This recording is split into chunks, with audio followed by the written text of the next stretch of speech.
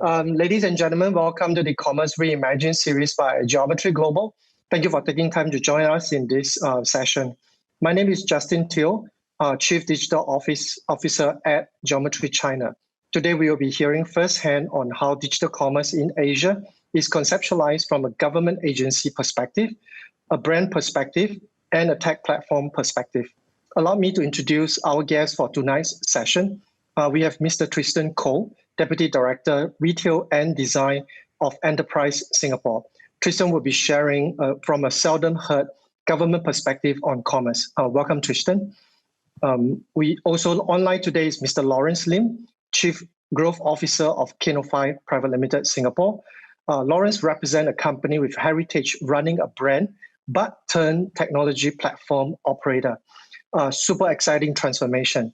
Both gentlemen is based out of Singapore, and myself is based in Shanghai, China.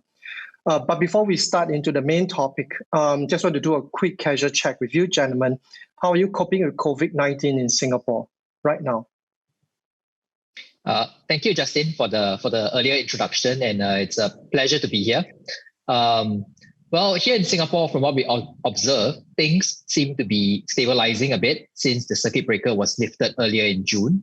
Well, we definitely see more people heading back to the streets, eager to return to their social routines, visiting friends and family, eating out and shopping. We also see, on the other hand, more shops and restaurants reopening, very eager to welcome customers. But having said that, the government is taking a very cautious approach to reopen the economy.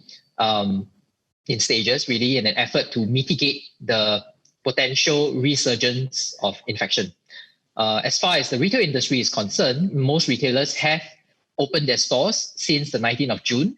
However, we are still monitoring the situation as it's continuing to evolve, and we are monitoring the developments closely.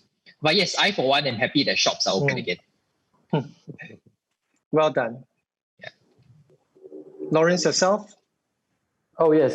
First of all, thank you, Justin, for inviting me to Commerce Reimagined. It certainly is a pleasure to be here. About the impact of COVID-19 in Singapore.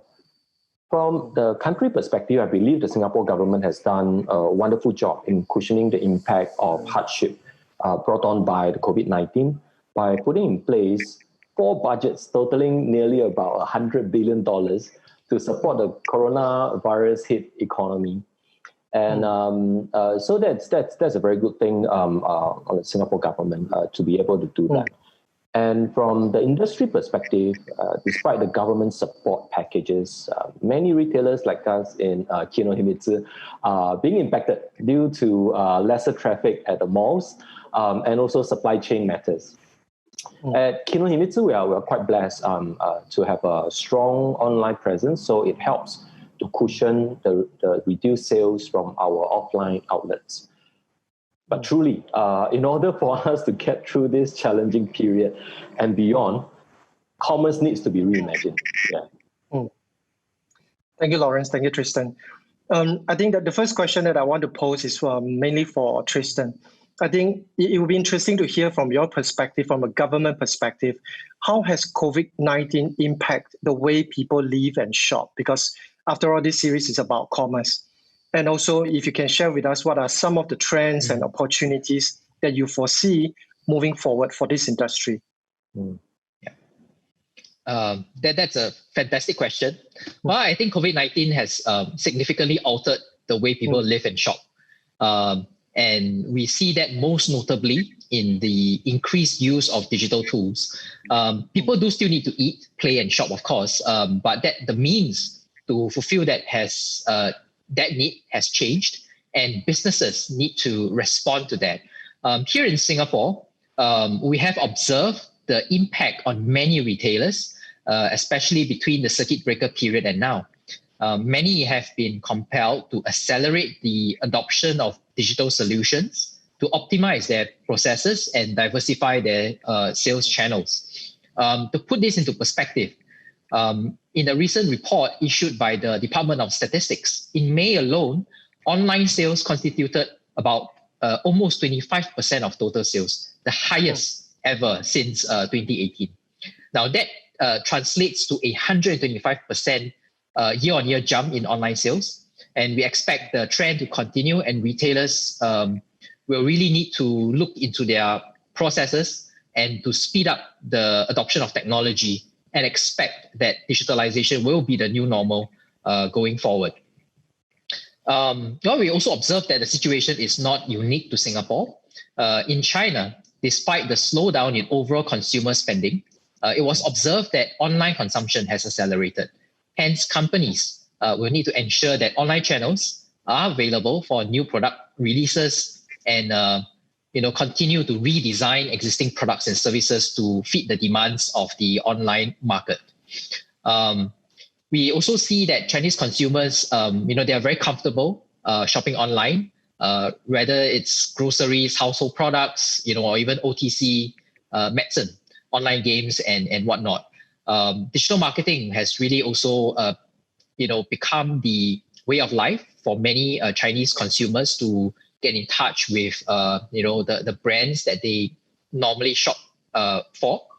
And the brands have responded to that by really turning to social media and leveraging platforms like live streaming platforms, for example, like TikTok, WeChat, to connect with customers and to promote their products.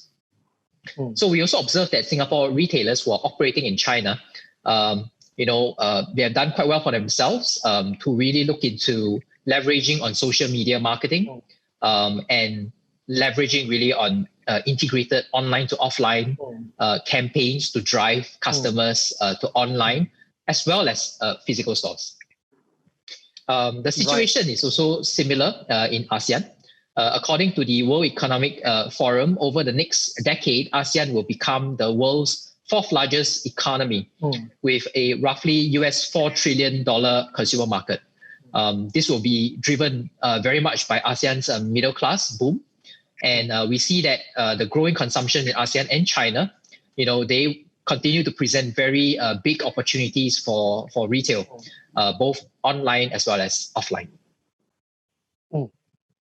Well, that's some fantastic sharing, Tristan. I think we see that the trends are moving towards online and getting the retailers to actually adopt digitization. So the next question is actually, how is ESG, right, as an economic government agency, responding to the impact on the retail business? And what are the steps that have been taken so far to help this industry?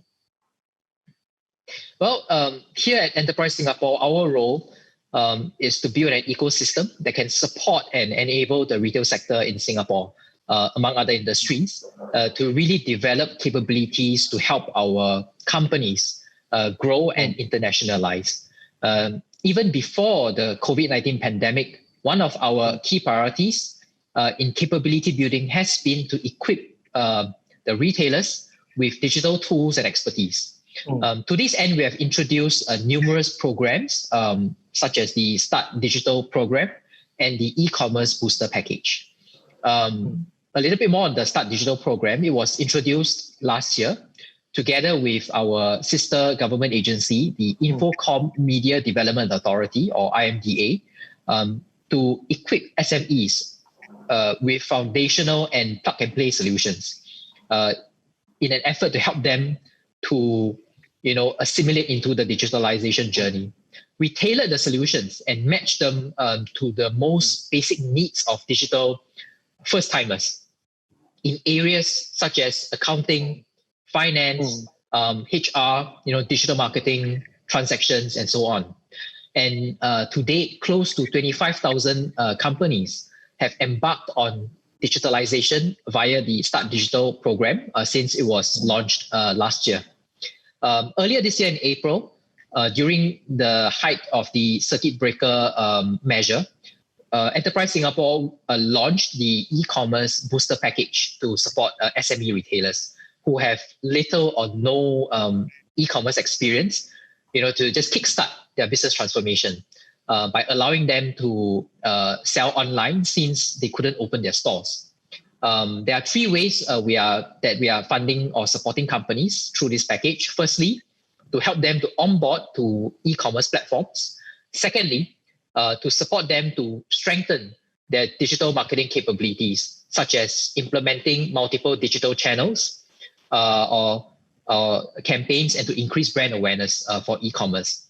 All this will help to enhance their long-term ability to generate greater consumer awareness for their brands and products.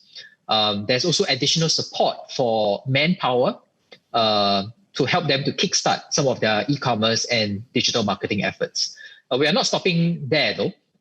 Now that we have gone into phase 2 and we have reopened most of the retail industry and moved towards recovery, the question is helping companies to not just access their customers domestically, but really to enable them to target overseas customers. And to enable that, we have developed the Grow Digital program, which provides companies with a variety of B2B and B2C platforms, for example, Alibaba and Amazon, just to name a few, to access regional and global markets without the hassle or need to set up a physical store. The great thing about this program is that it allows the company to sell across multiple platforms and marketplaces at any one point. And this would really maximize the sales productivity and potential for the companies on board. Well, I guess, the key takeaway from all this is really, partnerships play an important role in creating a multiplier effect by allowing businesses to very easily tap on purpose-built channels and platforms to digitalize. And over the years, we have seen an increasing number of retailers tapping on such channels and platforms as a first step to digitizing and to expand overseas. That's a good point, Tristan, because we know that in Southeast Asia especially, like you mentioned, e-commerce, online shopping has been quite a boom. We know platforms like Lazada's, Shopee, even in all the way in India, we look at, let's say, all the other platforms are actually booming right now. So what are some of the more successful platforms, e-commerce platforms, that companies have tapped on to expand their overseas presence? And I think it's always important to also ask, how has the industry themselves, step up to help and to support the retailers? Well, so there's two sort of approach that we take. One is, of course, online and the other offline. So maybe I would like to, share the example of a lifestyle pop-up showcase. Now, this is offline, that we helped to organize in the Philippines last year to help Singapore retail and food services companies access local partners and to enable them to test market their products locally. So last year, in conjunction with the 50th year Jubilee celebrations of Singapore and Philippines diplomatic relations, we helped to organize a 10-day lifestyle pop-up showcasing 17 Singapore companies from the retail and food services as well as food manufacturing sectors. The pop-up event was launched by our president, who was on a state visit, much to the delight and of our business owners who were represented there. And overall, the pop-up experience allowed the brands to better understand local consumer needs, such as buying patterns, pricing threshold, and whether the products would sort of is suitable for the market. And this allows the brand to take the feedback from customers to better tailor their offerings and to reposition themselves in the market. Most recently, we supported this project that is called Shop SG Live, which is a live streaming project to deepen the market presence of Singapore food and retail companies in the Chinese market. And the whole premise behind this is really to look at live streaming, right? So this is online. This is an interesting concept as companies would have the opportunity to take part in live streaming campaigns, which coincide with key online shopping festivals such as Whirling, 618, and of course the 双11, 11.11. So we observed that live streaming, helps the brands to build brand exposure and awareness, and because the companies are already, they have some form of offline presence in market. By combining the online offline elements to deliver an engaging experience, participating companies could really, obtain more interest from customers in not just their brand, but also their products. And through the live streaming content, we observe that brands can provide customers with deeper product understanding through the explanation by the hosts who are, conducting the live streaming event, who can then, further explain and add color to the brands and products through very detailed and entertaining explanations and demonstrations. Well, and we observe that it really allows companies to obtain real-time as well customer feedback on the product and price, as the customers could comment, they could indicate whether they like the product or not, and so on, and interact with the presenter or the host. And through this, more importantly, the live streaming campaign helps companies to build the relevant skill sets and to help them to refine their business model, which is not limited to just the price, but also more upstream things like your sales promotion strategies, product curation, content plans, visual merchandising, and so on and so forth. Yeah. So talking about business models, one of the companies that has reinvented their business model successfully is Kino Biotech, represented by Lawrence here, whom we have had the pleasure of working with over the years. They have developed Kinofi, which is a platform to support local retail companies to familiarize and tap into the China market. Recently, they launched the Kinofi China Retail Cross-Border Go program for Singapore retailers and brands to accelerate entry and to test the market and do brand promotion in China. This online to offline initiative is enabled by the company's cross-border e-commerce platform. And we understand that you'll be paired with various offline activation events like pop-ups, like I was sharing earlier about the example in Philippines, at high traffic venues in key Chinese cities. I believe this is planned for early next year. And the whole idea behind this cross-border e-commerce is really a viable form of market entry for the Chinese market. And also in line with that, it also helps our companies to overcome challenges in product registration, import restrictions, logistics, and payment. And we are very excited to work with Kinofi and the industry to see how this program will pan out in the coming months. Definitely exciting stuff happening. Thank you, Tristan, for the sharing. I think it is always refreshing to hear from a very different angle, especially now from a government perspective, on how commerce can be reimagined. So coming back to what you've just mentioned on how Kinofi, evolving from a brand into a platform, it is very rare that brands like that actually do the transformation so successfully. So Lawrence, can you share with us more in terms of how Kinofi evolving from a similar, equally successful functional drink brand called Kinohimitsu? Tell our audience, how did that happen? Give us the intakes in terms of all that. It's an interesting story, Justin. And Kinohimitsu was established about 25 years ago. And after gaining successes as the #1 collagen beauty drink, over 6,000 points of sales across Southeast Asia, as part of the market expansion plan, we decided to venture into China about 8 years ago. And the experience of our entry into China was laced with challenges similar to many other brands who have tried. And these challenges range from company registration, products registration, packaging redesign, high custom duties, etc., etc. And through these challenges, we actually reimagined how a China market entry can be and come up with the idea of Kinofi, and a solution that can help retail brands around the world to enter the China market in a smart, simple, and a seamless way. Okay, that's great. So don't keep us in the dark. Tell us what is the Kinofi solution so that more brands can actually tap on your platform, getting into China, because we all know that it is not an easy market to gain entry and also to actually start doing business. So tell us more, Lawrence. Indeed. Well, traditionally, brand owners will take about 3 to 4 years to enter the China market. due to the time taken for company registration, product registration, and so on. And Kinofi reimagined that, and through a process innovation, Kinofi offers an 8-step process to onboard brand owners and help them establish a presence in China in 3 months instead of 3 years.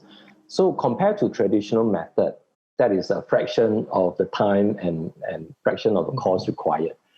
And the 8-step approach consists of business advisory, product registration, WeChat domain name registration, Kinofi commerce module and social selling tools integration, logistic and warehousing, training and education, international currency settlement, and business intelligence. Yeah, so that kind of sums up about what the Kinofi 8-step solution is all about. I think from what you just described, you just basically shave time and shave cost of entering into China, making a lot of business, rethink about doing business in China, and especially communicating to China consumer. But do tell us a bit more about the China Go project, because we all know that e-commerce in China is actually on a huge growth trajectory, right? And why is it not good enough to just do e-commerce in China? But what does China Go brings to the market and to the merchant who is actually working with you on Kinofi? Yeah, Justin, you're absolutely right. The 8-step China market entry program I mentioned earlier is essentially an excellent operating expenses reducer. So if we look at it from a business perspective in a P&L statement, in order for companies to make more money, a company will need to either reduce expenses and or increase revenue. So for China Go, we have addressed both of these, and we have the 8-step that help us to reduce the expenses, and at the same time included the component that will help brands acquire followers and convert that into sales. So China Go is designed to be an O2O Instagrammable experiential brand tour across various China cities for the retail brand. And we are doing a brand tour because we are not really treating China as one single market. It's because China is very big, it's huge, and China, it has 600 over cities, and every city is bigger than Singapore. So we're helping brands to go deeper into the cities and better establish themselves city by city, so that's how we plan it to be for China Go. So on top of the 8-step China market entry solution I mentioned earlier, the China Go solution also incorporates social e-commerce, O2O retail, O2O live streaming, O2O gamification, KOL marketing, and KOC conversion to help brands build their followers and drive brands' online retail business in China. So in a nutshell, that's what that's what China Go is. Yeah. Right. Sounds like a lot of action packed into this entire China Go event. But I'm sure, Lawrence, that is not just the plan for Kinofi. Conquering China is probably the first step. Share with us, what else is being planned for? Yeah, so that's a very interesting question, right? Moving forward, we kind of continue to evolve, and with continued support from ESG and our continued process and business reimagination within Kino Biotech Group, you're absolutely right. So besides our China solution, we are also capitalizing on the successes of Kinohimitsu in Southeast Asia by empowering brands from all over the world to enter Southeast Asia market by helping them in brand and channel management, channel distribution, product registration, and market and communication through online channels like the various marketplaces, TV home shopping, and offline distribution networks like the Guardians, the Watsons, and others. So yes, we are really looking forward to a very exciting time ahead in Kinofi. Yeah. So thank you, Lawrence, for the fantastic sharing. Before we close for the session, it'd be great if we can pick a gentleman's brain, and just to have you guys share one final parting quote for our audience. What is that one sentence about how you would see commerce reimagined? Tristan, maybe you would like to go first? Sure, thank you. Well, to me, commerce reimagined is about fulfilling customer needs and delighting them beyond the 5 senses. It is about how businesses employ technology, expertise, partnerships, and the tools at their disposal to anticipate what customers need and want and then fulfilling those on the customer's terms. Well said. Well said. Lawrence, yourself? Justin, my thought is in this volatile, uncertain, complex, and ambiguous VUCA world, as they call it, reimagining commerce is critical. And only those who innovate quickly and have the resolve and agility to change with the market will survive. Yeah, that's my thought, Justin. Very nicely put, Lawrence. So there you will have it, folks. Thank you, Tristan, again. Thank you, Lawrence, again. And thank you to our audience for listening into this session of Commerce Reimagined. Stay tuned for the next session, and goodbye to everyone.